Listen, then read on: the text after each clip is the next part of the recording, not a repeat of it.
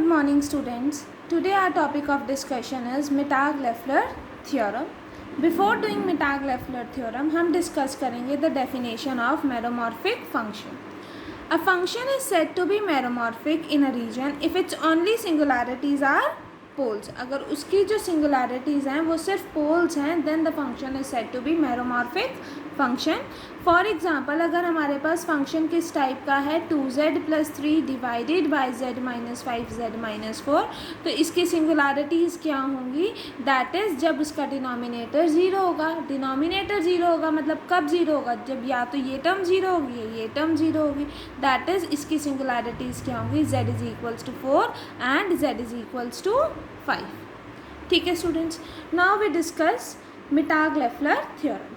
The statement for the Mittag-Leffler theorem is, if f of z is a meromorphic function whose only singularities except at infinity are simple poles at a1, a2 से लेकर an arranged in the order of increasing absolute value.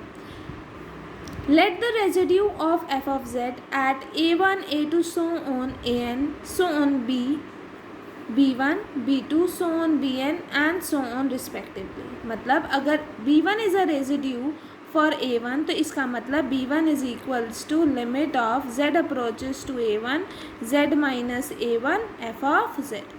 Similarly b2 is a residue for a2 तो इसका मतलब b2 is equals to limit of z approaches to a2 z minus a2 f of z. Similarly b n हमारे पास है residue for a n, तो that is b n is equals to limit of z approaches to a N Z minus a n f of z and so on. ठीक है. Let c n be a sequence of closed contours such that c n जो है वो include कर रही है, includes a one a two so on a N but no other poles. A one a two a n को include कर रही है और किसी पोल को इंक्लूड नहीं कर रही. And suppose that the minimum distance Rn of the point Cn from the origin tends to infinity as Rn approaches to infinity. Rn basically हमें mention क्या है, it is the minimum distance किससे, of the points of Cn from origin. origin से है तो इसका मतलब distance क्या हो गया, from z to 0 और उसका इन्फीमम मिनिमम लेंगे तो वो क्या हो गया आर एन में. और z कहाँ से बिलोंग कर रहा है, to the points of C N. तो where z belongs to the points of C N, तब आर एन किसको अप्रोच कर रहा है, इन्फिनिटी को, as N approaches to infinity.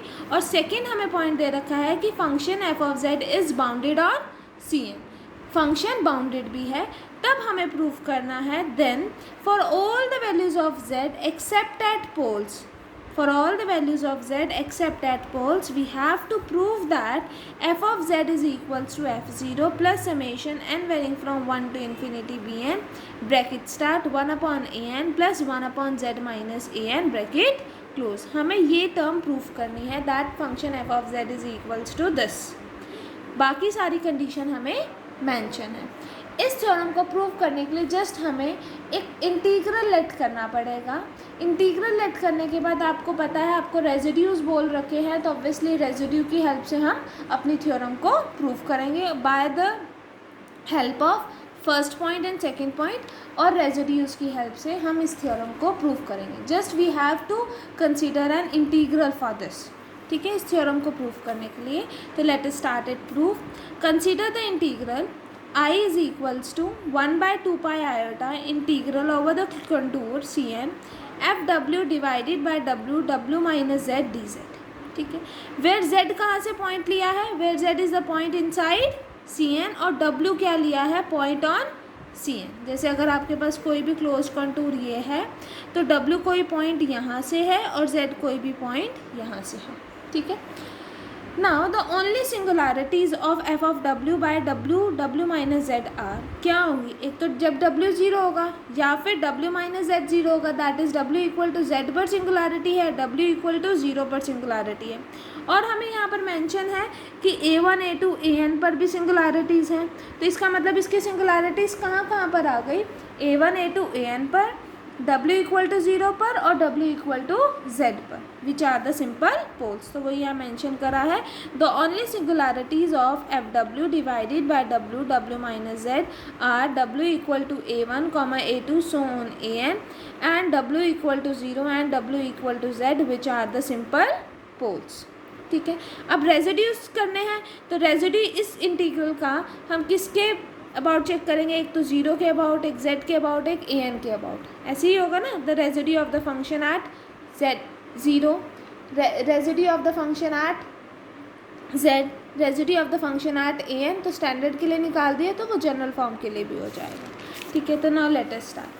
Now residue of the function FW divided by W minus Z comma AN क्या होगा, limit of W approaches to N, W minus AN और ये function as it is आ जाएगा। अब limit apply करी हुई है तो हमने क्या करा, लिमिट न्यूमरेटर पे और डिनोमिनेटर पे अलग अलग अप्लाई कर दी। Now we know that Bn is a residue for AN। अगर Bn is a residue for AN है तो इसका मतलब Bn is equals to limit of Z approaches to AN, Z minus AN FZ, या फिर हम इसको ऐसे लिख सकते हैं that Bn is equals to limit of W approaches to AN, W minus AN FW। ठीक है, तो यहाँ पर जब हमने लिमिट्स को अलग अलग करा तो ऊपर हमारे पास ये वाली टर्म बन रही है, तो which is equals to Bn। ठीक है, और नेक्स्ट डिनोमिनेटर में क्या है, limit W approaches to AN, W minus Z। तो जब आपने लिमिट अप्लाई करी तो W की जगह क्या आ गया, AN, तो आपके पास क्या आ गया, AN divided by AN multiplied with AN minus Z, that is जो रेजिड्यू आया फंक्शन का AN पर क्या आया, that is Bn divided by AN multiplied with AN minus of Z। अब हम रेजिड्यू चेक करेंगे एट 0, तो फिर से अप्लाई करा, residue of the function at 0 क्या होगा, limit of W approaches to 0, W minus 0 और फिर से function FW divided by W minus W multiply W minus Z। फिर से हमने लिमिट न्यूमरेटर और डिनोमिनेटर में अलग अलग करी। ठीक है, अलग अलग करने के बाद आपके पास W और W सेम है ऑन न्यूमरेटर एंड डिनोमिनेटर, तो ये कैंसिल आउट हो जाएंगे। तो हमारे पास क्या आ जाएगा, limit W approaches to 0 FW divided by W minus Z। तो जब आपने लिमिट अप्लाई करी तो आपके पास क्या आ गया, F0 divided by 0 minus Z, that is minus F0 by Z। ठीक है स्टूडेंट्स, अब हम रेजिड्यू चेक करेंगे एट Z, तो फिर से वही आएगा, that is limit of W approaches to Z, W minus Z और फिर से वही इंटीग्रल फंक्शन आ जाएगा, फंक्शन आ गया। फिर लिमिट अलग अलग अप्लाई करेंगे, या फिर इसमें लिमिट अलग अलग अप्लाई करने की ज़रूरत ही नहीं, क्योंकि W माइनस Z और W माइनस Z क्या हो रहा है, कैंसिल आउट हो रहा है। जस्ट आपने लिमिट जब अप्लाई करी तो FW बाय W क्या बन गया, FZ एड बाय Z। ठीक है, ना बाय कॉची रेजिड्यू थ्योरम हमारे पास क्या होता है कि this integral is equals to 2 pi iota into the sum of all the residues. Residues कहाँ कहाँ पर आई हैं, A1 पर, A2 पर से लेकर AN तक, प्लस रेजिड्यू हमने 0 पर, प्लस रेजिड्यू एट Z। तो ऑब्वियसली A1 पर क्या आएगा, AN पर हमारे पास रेजिड्यू क्या आ रहा है, it is Bn divided by AN multiplied with AN minus Z। तो A1 पर क्या आएगा residue, that is B1 divided by A1 minus Z। A2 पे क्या रेजिड्यू आएगा, B2 divided by A2 multiplied with A2 minus Z and so on. तो आप ये सारी वैल्यूज़ को सब्स्टिट्यूट करोगे। ठीक है, दैट इज़ हम इसको समेशन फॉर्म में लिखना चाहें तो वो क्या लिखा जाएगा, बेसिकली अगर आपने रेजिड्यू निकालना है एट A1 A2 से लेकर AN तक, तो क्या आएगा, A1 पर रेजिड्यू क्या आएगा, B1 divided by A1 minus Z। फिर उसके बाद B2 divided by A2 minus Z। फिर so on Bn divided by AN minus Z। तो इसको अगर हम लिखें तो क्या आएगा, summation of I varying from 1 to N BI divided by AI minus Z। तो इसका मतलब जो residue eight A1 A2 AN क्या आएंगे, it is equals to summation of I varying from 1 to N BI divided by AI minus Z। तो यहाँ पर वही करा, 2 पाई आयोटा हमारे पास इंटीग्रल के साथ चला गया। ठीक है, residue eight A1 A2 AN क्या आ गया, summation of I varying from 1 to N BI divided by AI minus Z। Residue at 0 क्या आया हमारे पास, minus of F0 divided by Z। Residue at Z क्या आया हमारे पास, FZ डिवाइडेड बाय Z। ठीक है स्टूडेंट्स, यहाँ तक समझ आया। अब इस इंटीग्रल को कंसीडर करिए, let this B denoted by I। आई से डिनोट करा और अब हम इसका क्या लेंगे, मोड लेंगे.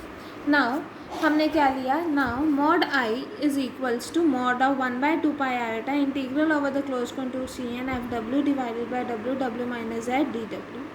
ठीक है, which is less than equals to 1/2 pi integral over the close contour C N mod of F W divided by mod of w minus z mod of d w. Now we know that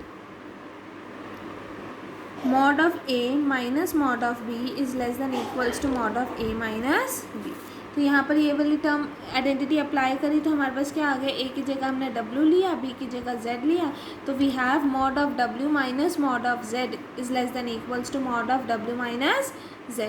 तो reciprocal लेंगे तो we will have 1/mod of w minus z is less than equals to 1/mod of w minus mod of z. तो ये term यहाँ apply करी.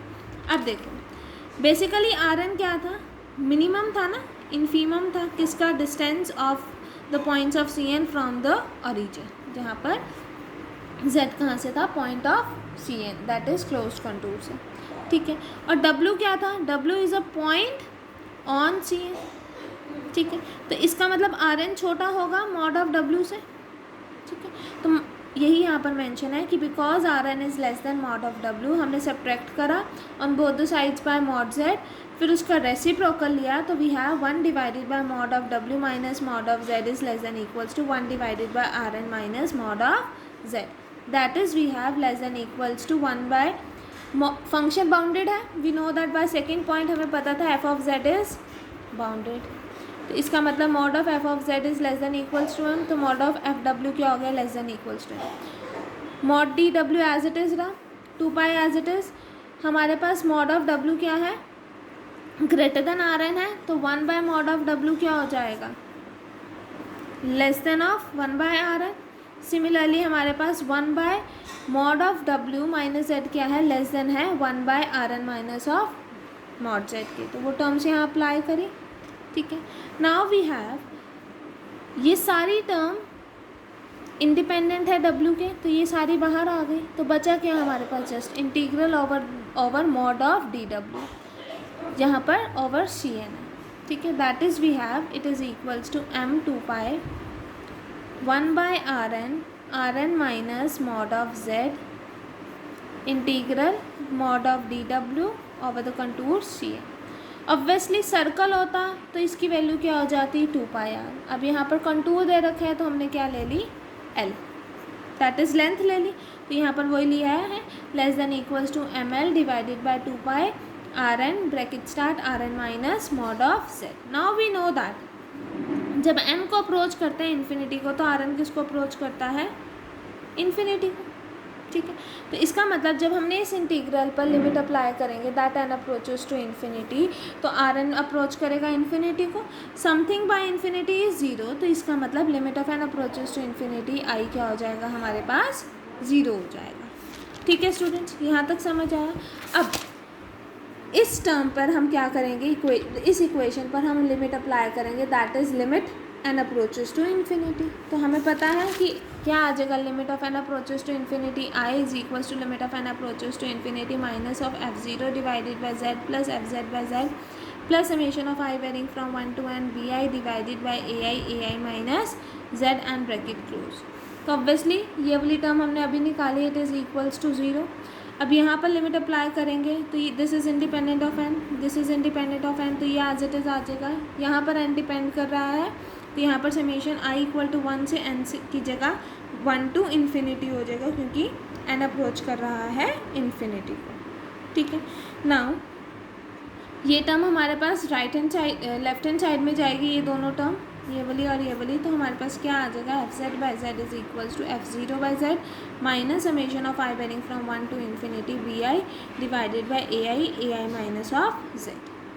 ठीक है students, अब हमने जस्ट इंडिसेस चेंज करे, आई की जगह n कर दिया, इट्स आर चॉइस. हमने ऐसे क्यों करा, क्योंकि जो हमें रिज़ल्ट प्रूफ करना है उसमें इंडिसेस n है, तो हमने इसलिए समेशन n फॉर्म में है, तो इसलिए हमने क्या करा, n में चेंज कर दिया आई इंडिसेस को. ठीक है, तो हमारे पास क्या आया, summation of n varying from 1 to infinity B n z divided by A N Z minus of A n. अब जो आपको प्रूफ करना है तो उसमें हमारे पास क्या है, 1 by A N plus 1 by Z minus of A N obviously, और आपके पास यहाँ क्या आया है, A N Z minus of A N product में है, तो ऑब्वियसली कहीं ना कहीं पार्शियल फ्रैक्शन यूज़ हुई होगी।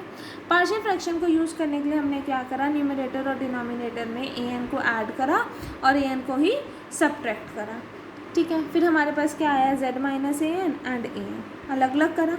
Now by partial fraction we have this, ठीक है स्टूडेंट्स, यहाँ तक समझ आया। और यही हमारे पास रिक्वायर्ड रिजल्ट था जो हमें प्रूफ करना था, ठीक है स्टूडेंट्स। अब देखो स्टूडेंट, यहाँ पर z कैसे आया है, यहाँ पर आपके पास डिनोमिनेटर में z था ना दो टर्म्स में, तो multiplying throughout by z करा तो क्या आ गया, f of z equal to f0 plus summation of n varying from 1 to infinity B n z divided by A N Z minus of A n. यहाँ पर minus था, यहाँ plus हुआ ना, ये क्योंकि यहाँ पर z माइनस ए एन कर दिया, माइनस कॉमन ले लिया तो माइनस माइनस प्लस हो गया। उसके बाद जस्ट पार्शियल फ्रैक्शन को यूज़ करा, पार्शियल फ्रैक्शन को यूज़ करने के बाद जस्ट आपके पास जो आपको रिजल्ट प्रूव करना था वो आपका प्रूव हो गया। That is F of Z is equals to f0 plus summation of n varying from 1 to infinity B N bracket start 1 by A N plus 1 by Z minus of A N. ये किसके लिए है, for all the values of z except at poles, ठीक है student. This completes the proof of your Mittag Leffler theorem. Thank you class.